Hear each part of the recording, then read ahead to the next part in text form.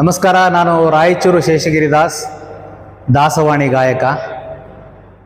ನಿಮ್ಮಲ್ಲಿ ಸಂತೋಷದಿಂದ ಒಂದು ವಿಷಯವನ್ನು ಹಂಚಿಕೊಳ್ಳ ಬಯಸ್ತೇನೆ. ಈಗ ನಾನು ಉಡುಪಿನಲ್ಲಿದ್ದೇನೆ. ಇಲ್ಲಿ ಪುತ್ತಿಗೆ ಶ್ರೀಗಳ ಪರ್ಯಾಯ ಉತ್ಸವ ಬಹಳ ವೈಭವದಿಂದ ನಡೀತಾ ಇದೆ. ಪ್ರತಿ ಬಾರಿ ಪುತ್ತಿಗೆ ಮಠಾಧೀಶರಾದ ಶ್ರೀ ಶ್ರೀ ಸುಗುಣೇಂದ್ರ ತೀರ್ಥ ಶ್ರೀಪಾದಂಗಳವರು ಒಂದು ಸಂಕಲ್ಪವನ್ನು ಕೈಗೊಳ್ತಾರೆ. ಈ ಬಾರಿ ವಿಶೇಷವಾದ ಒಂದು ಸಂಕಲ್ಪವನ್ನು ಅವರು ಕೈಗೊಂಡಿದ್ದಾರೆ. ಏನು ಅಂತಂದರೆ, ಇಡೀ ಜಗತ್ತಿಗೆ, ಮನುಕುಲಕ್ಕೆ ಶ್ರೀಕೃಷ್ಣ ಸಾರಿದ ಸಂದೇಶಗಳ ಒಂದು ಹೊತ್ತಿಗೆ ಅದು ಭಗವದ್ಗೀತೆ.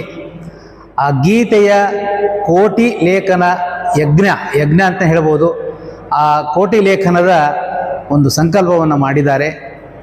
ಅವರು ಮಾಡೋದಂದರೆ ಅವರ ನೇತೃತ್ವದಲ್ಲಿ ನಾವೆಲ್ಲರೂ ಅದರಲ್ಲಿ ಭಾಗಿಗಳಾಗಿ ಈ ಕೋಟಿ ಗೀತಾ ಲೇಖನ ಯಜ್ಞದಲ್ಲಿ ಭಾಗವಹಿಸಿ ಶ್ರೀಕೃಷ್ಣನ ಕೃಪೆಗೆ ಪಾತ್ರರಾಗಬೇಕು. ಒಂದು, ಇದು ತಾಂತ್ರಿಕವಾಗಿ ಎಲ್ಲರಿಗೂ ಸಿಗುವಂತೆ, ಎಲ್ಲರೂ ಇದರಲ್ಲಿ ವಹಿಸುವಂತೆ ಈಗಾಗಲೇ ವ್ಯವಸ್ಥೆ ಮಾಡಲಾಗಿದೆ.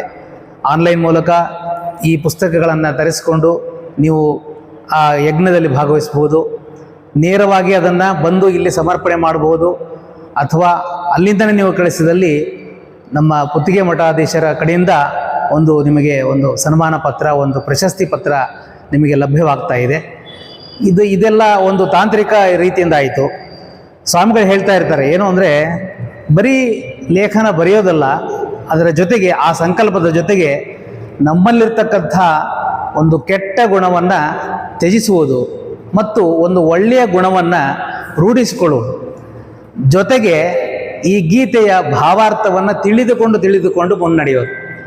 ಈ ಎಲ್ಲ ಅಂಶಗಳನ್ನು ಒಳಗೊಂಡಂತೆ ನಾವು ಈ ಕೋಟಿ ಗೀತಾ ಲೇಖನ ಯಜ್ಞದಲ್ಲಿ ಪಾಲ್ಗೊಂಡಲ್ಲಿ ಖಂಡಿತ ಸುಗುಣೇಂದ್ರ ತೀರ್ಥ ಶ್ರೀಪಾದಂಗಳವರ ಪರಮಾನುಗ್ರಹ, ಅವರ ಅಂತರ್ಯಾಮಿಗಿರ್ತಕ್ಕಂಥ ಉಡುಪಿ ಶ್ರೀಕೃಷ್ಣನ ಪರಮಾನುಗ್ರಹ ಆಗೋದರಲ್ಲಿ ಯಾವುದೇ ಸಂಶಯವಿಲ್ಲ ಅಂತ ಹೇಳ್ತಾ, ತಾವೆಲ್ಲರೂ ಇದರಲ್ಲಿ ಭಾಗವಹಿಸಲು ತಮ್ಮಲ್ಲಿ ಪ್ರಾರ್ಥನೆ ಮಾಡ್ತೇನೆ.